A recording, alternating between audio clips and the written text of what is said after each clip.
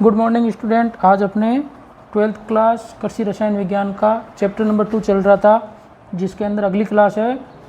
Chapter number 2 का नाम मृदा जीवांश पदार्थ, मृदा जीवांश पदार्थ जिसके सॉइल ऑर्गेनिक मैटर, जिसके अंदर इस चैप्टर के 5 पार्ट अपन ने कर लिए हैं। पार्ट नंबर 6 है इसका, पार्ट नंबर 6, जिसके अंदर अपन ने कल की क्लास तक पढ़ लिया था नाइट्रोजन चक्र के बारे में। नाइट्रोजन चक्र किस प्रकार से कार्य करता है अपने मृदा के संदर्भ में, जिसके अंदर अपन ने बात कर ली कि एक बार वापस थोड़ा सा इंट्रोडक्शन कर लेता हूँ, फिर उसके आगे जोड़ते हैं अपन नाइट्रोजन चक्र।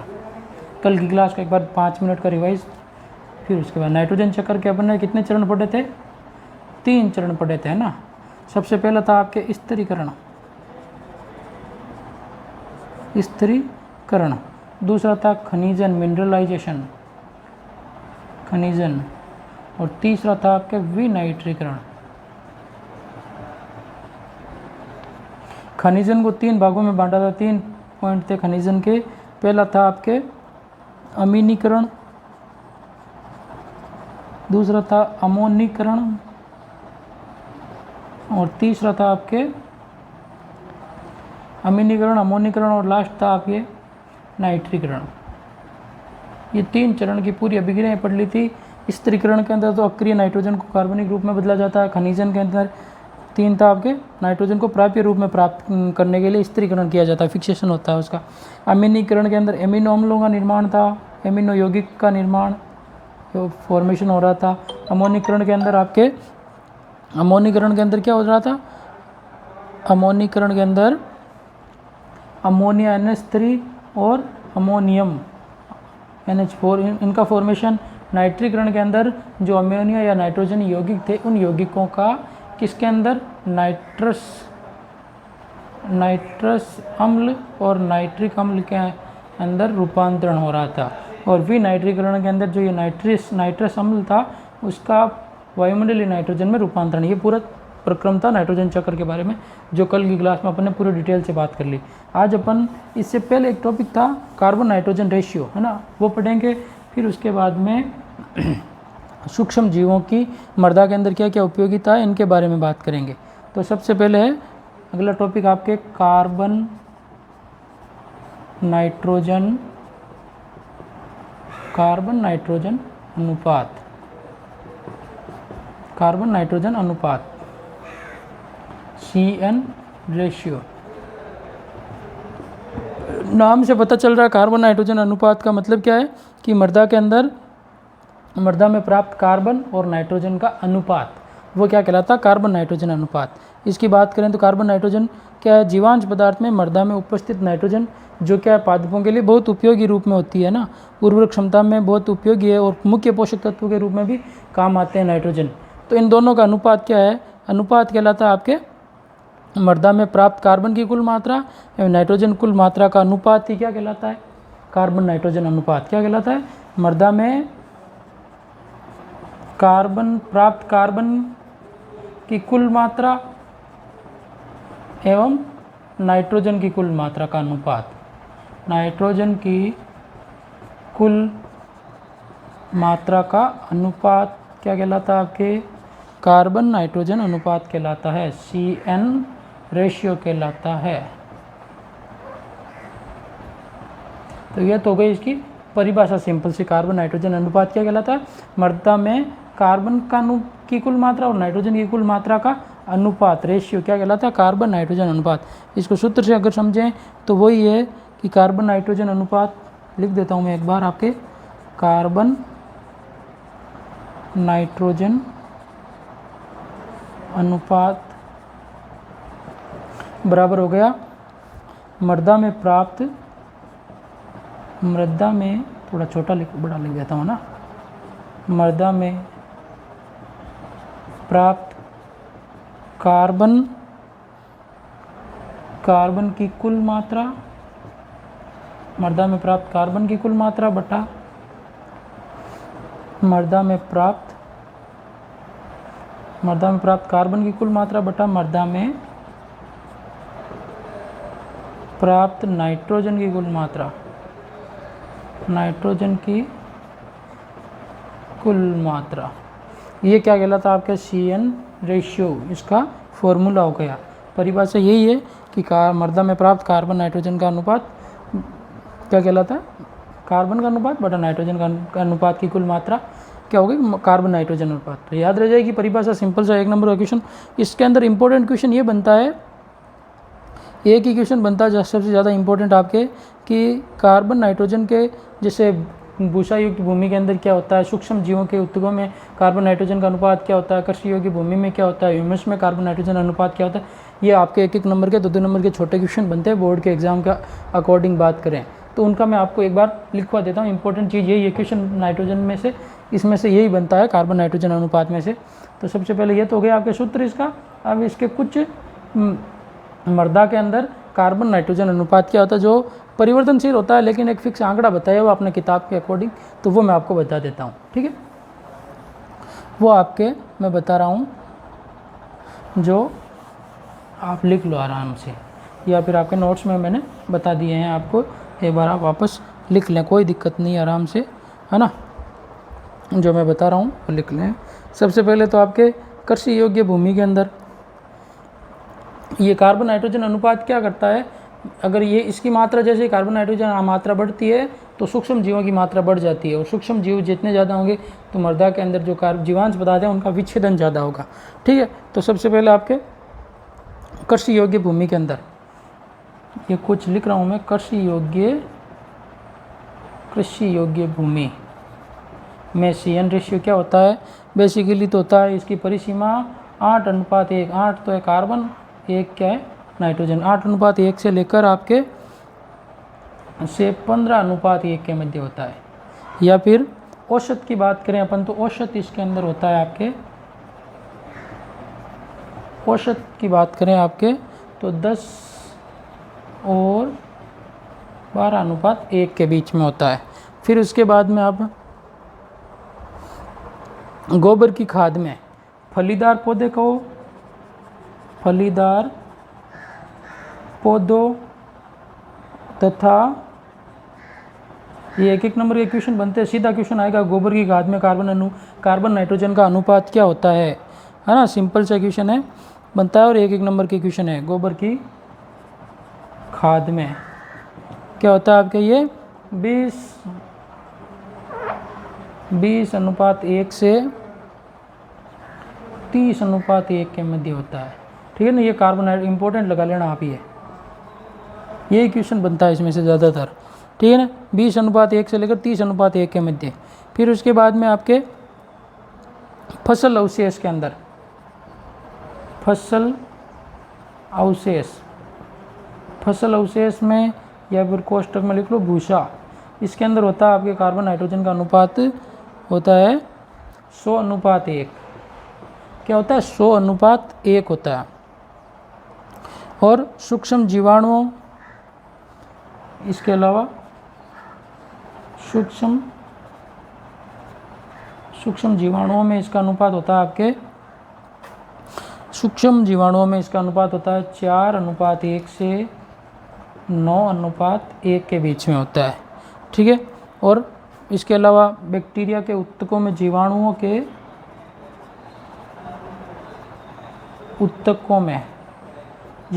उत्तकों में इसका अनुपात होता है 5:1। और फंजाई मतलब कवक के उत्तकों में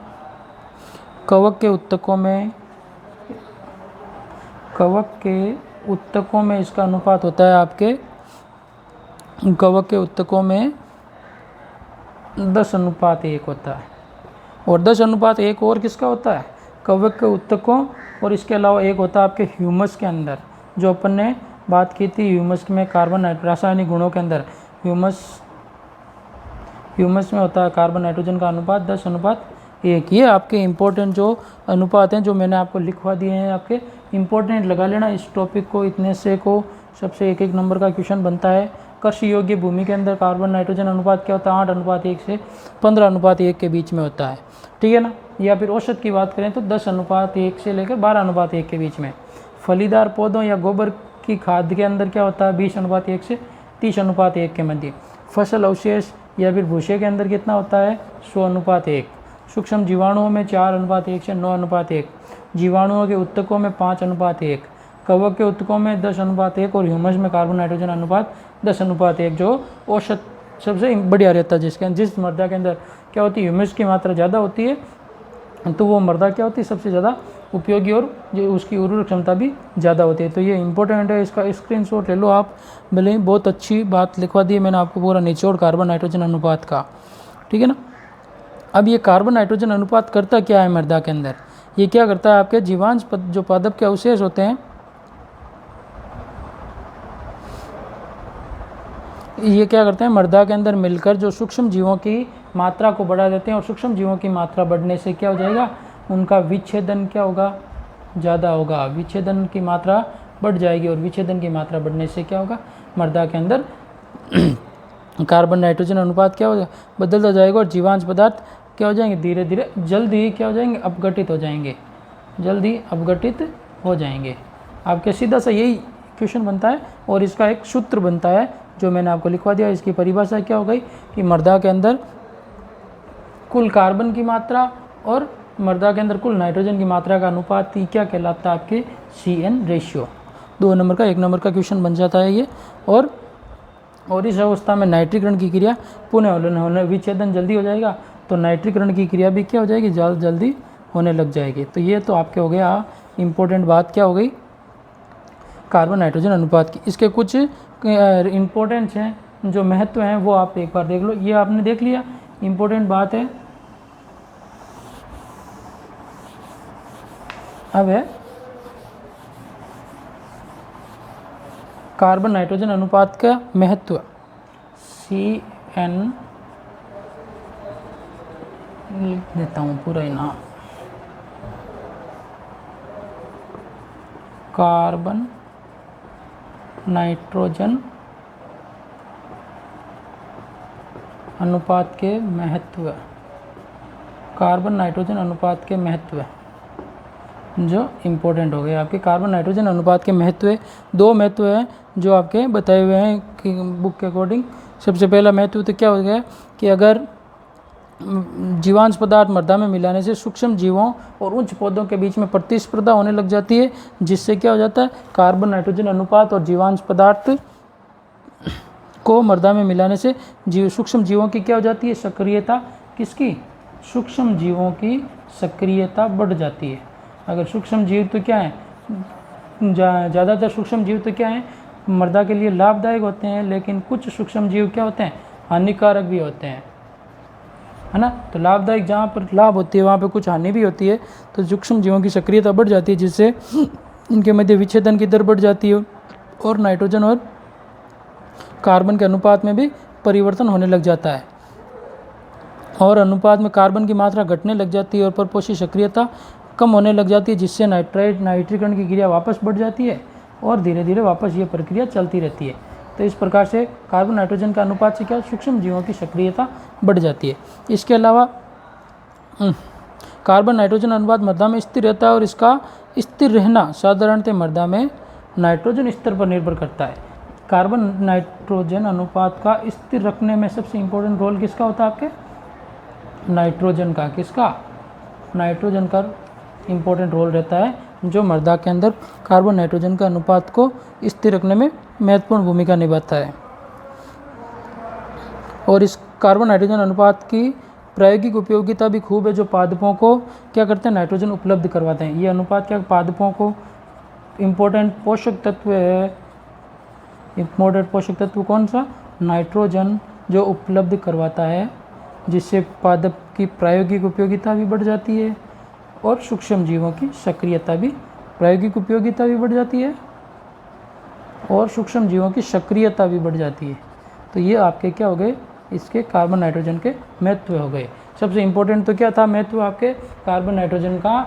एक तो आपके क्वेश्चन बनते हैं, जो है आपके, एक तो क्वेश्चनों के अंदर बात करें अपन, तो सबसे बेस्ट क्वेश्चन है आपके वो 1-1 नंबर के, कि ह्यूमस के अंदर कार्बन नाइट्रोजन अनुपात क्या रहता है, मृदा के अंदर क्या रहता है, फसली अवशेष के अंदर, फलीदार पादपों के अंदर क्या रहता है। तो ये सारी चीज़ें आपके ध्यान रखने वाली बातें हैं, ठीक है, ये तो हो गए आपके कार्बन नाइट्रोजन का अनुपात से संबंधित बातें। अब इसके बाद में मृदा के अंदर सूक्ष्म जीवों का क्या उपयोग है वो बात करनी है अपन को। मृदा के अंदर सूक्ष्म जीवों की इम्पोर्टेंस, मृदा में पाए जाने वाले सूक्ष्म जीवों की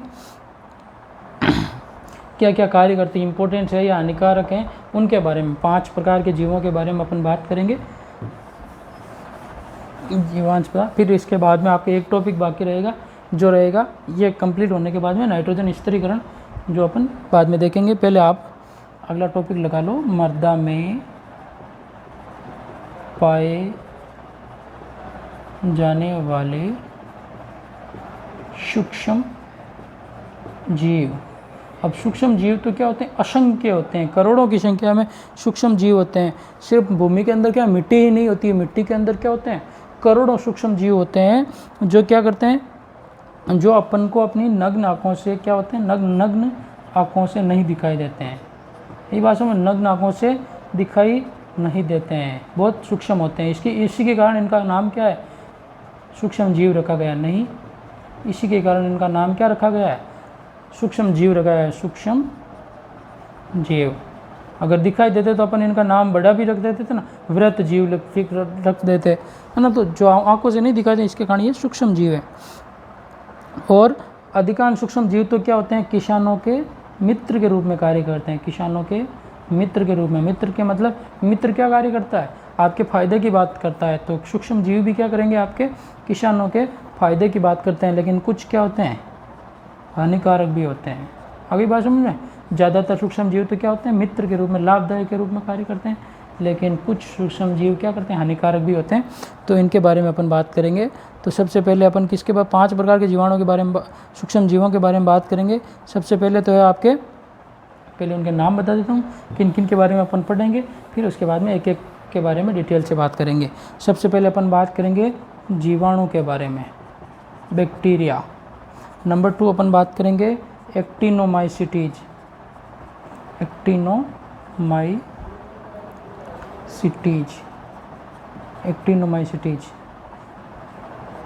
नंबर 3 है आपके कवक, फंजाई के बारे में। नंबर 4 बात करेंगे अपन किसके बारे में, शैवाल मतलब एल्गी के बारे में। और नंबर 5 पे अपन बात करेंगे प्रोटोजोआ के बारे में, ठीक है, एक कोशिकीय जीवों के बारे में। तो ये 5 प्रकार के सूक्ष्म जीव हैं, इनके बारे में बात करेंगे। सबसे पहले जीवाणु, फिर उसके बाद में एक्टिनोमाइसिटीज, कवक और प्रोटोजोआ, इनके बारे में अपन डिटेल से बात करेंगे। तो सबसे पहले अब जीवाणु क्या होते हैं। मृदा में सूक्ष्म जीव 90% सूक्ष्म जीवों में जो पूरे सूक्ष्म जीव है 100%, उसमें 90% तो क्या होते हैं, सिर्फ आपके ये बैक्टीरिया पाए जाते हैं। कितने बैक्टीरिया पाए जाते हैं जो ऊपरी सतह में मृदा की, जैसे अगर अपन ऊपरी सतह की बात करें तो प्रति 1 ग्राम के अंदर कितने, एक देखो एक मतलब अनुमान बताया हुआ है कि 1 ग्राम मृदा की ऊपरी सतह के अंदर कितने पाए जाते हैं, आपके लगभग सूक्ष्म जीव पाए जाते हैं 10 करोड़ जीवाणु। कितने, 10 करोड़ जीवाणु। ये देखो आंकड़ा, 1 ग्राम मिट्टी के अंदर, 1 ग्राम मृदा के अंदर कितने, 10 करोड़ सूक्ष्म जीवाणु पाए जाते हैं। सूक्ष्म जीव नहीं, सिर्फ जीवाणु पाए जाते हैं 1 ग्राम मृदा के अंदर। तो आप देख सकते हो कितने होंगे सूक्ष्म जीवों की संख्या। ये तो एक अनुमान बताया हुआ है, जिसमें से क्या होते हैं, एक कोशिकीय जीव होते हैं ज़्यादातर। तो क्या होते हैं, एक कोशिकीय, जिसका निर्माण क्या हो, एक कोशिका से हुआ हो, एक कोशिकीय जीव जीवाणु।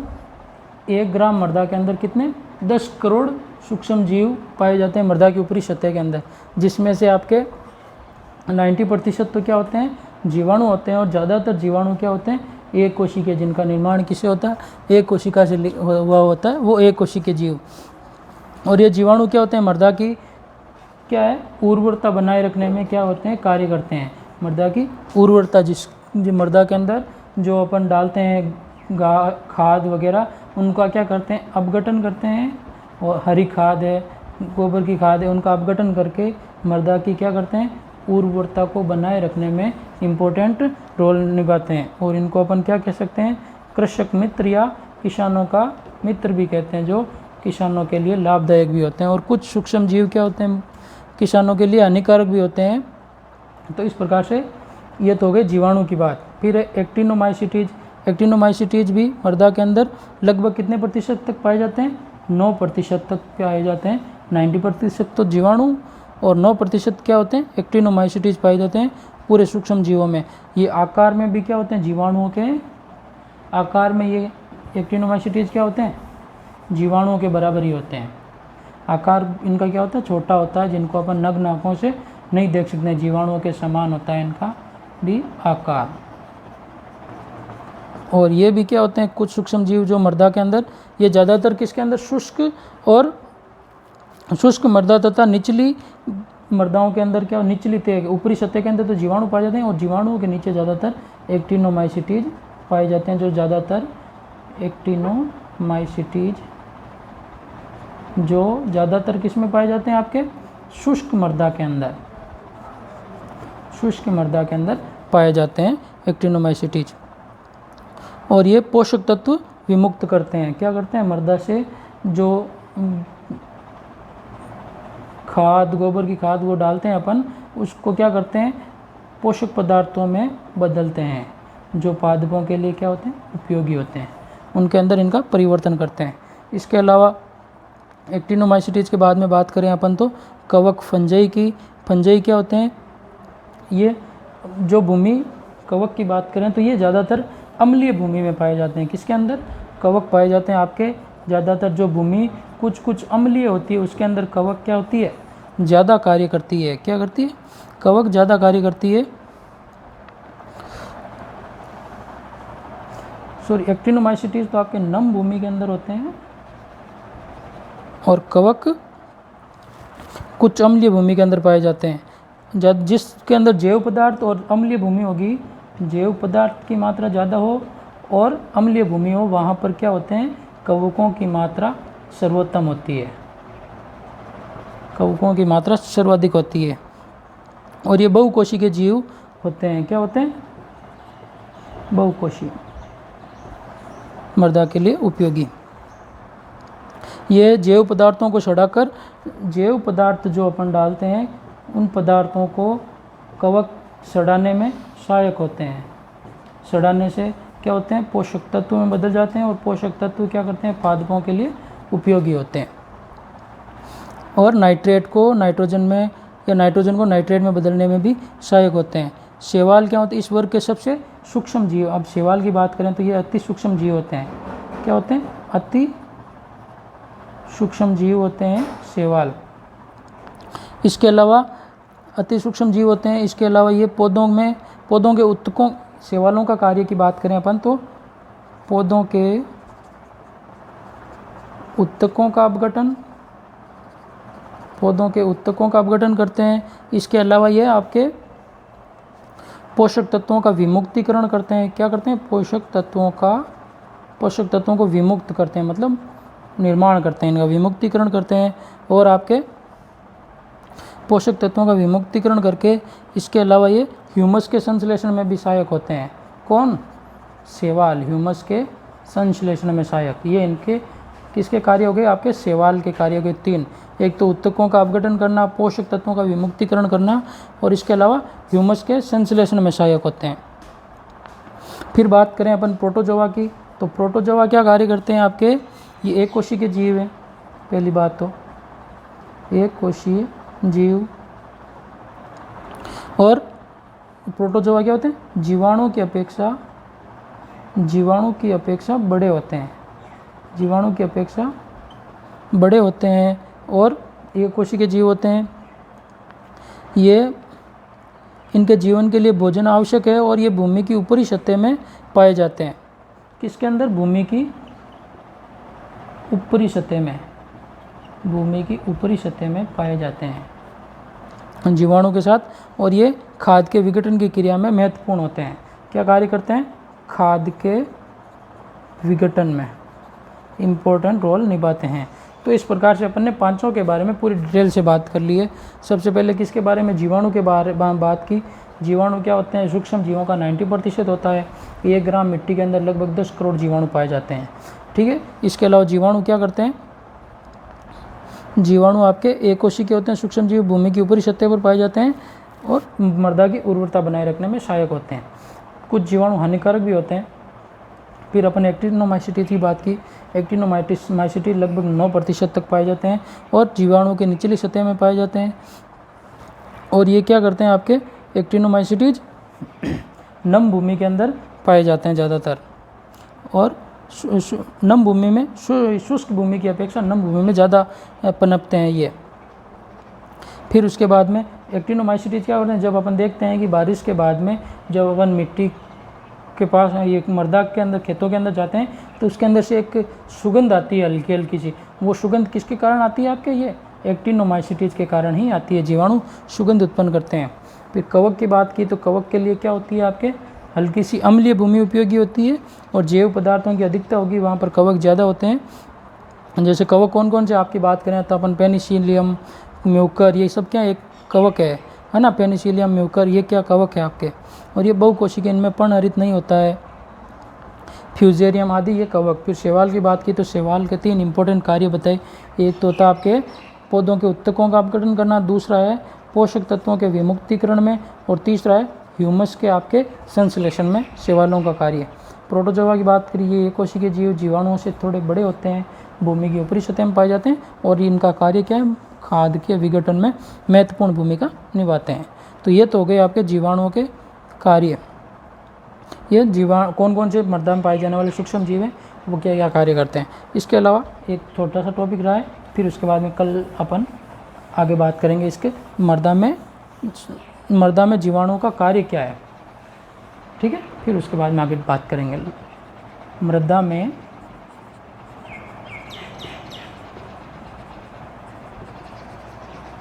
जीवाणुओं का कार्य, ठीक है ना। मृदा में जीवाणुओं का कार्य लगभग 5 प्रकार के कार्य। एक तो आपके नाइट्रीकरण। नाइट्रीकरण में कौन कौन से जीवाणु, 2 जीवाणु के नाम बताए थे मैंने आपको, एक तो नाइट्रोसोमोनास और एक नाइट्रोबैक्टर, जो क्या करते हैं, उन्हें नाइट्रोजनी यौगिकों को नाइट्रस अम्ल या नाइट्रिक अम्ल में परिवर्तित करते हैं, नाइट्रीकरण करते हैं। दूसरा है आपके नाइट्रोजन फिक्सेशन, नाइट्रोजन यौगिकीकरण। यौगिकीकरण मतलब क्या होता है कि मृदा के अंदर जो वायुमंडल में जो नाइट्रोजन होती है उसको यौगिक की मतलब पादपों के लिए उपयोगी रूप में परिवर्तित करने का कार्य करता है। सूक्ष्म जीवाणु कार्य करते हैं, जैसे राइजोबियम वगैरह वो जीवाणु।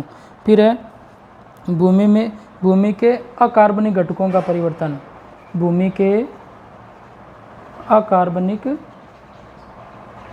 घटकों में परिवर्तन करना, ये भी जीवाणु का कार्य है।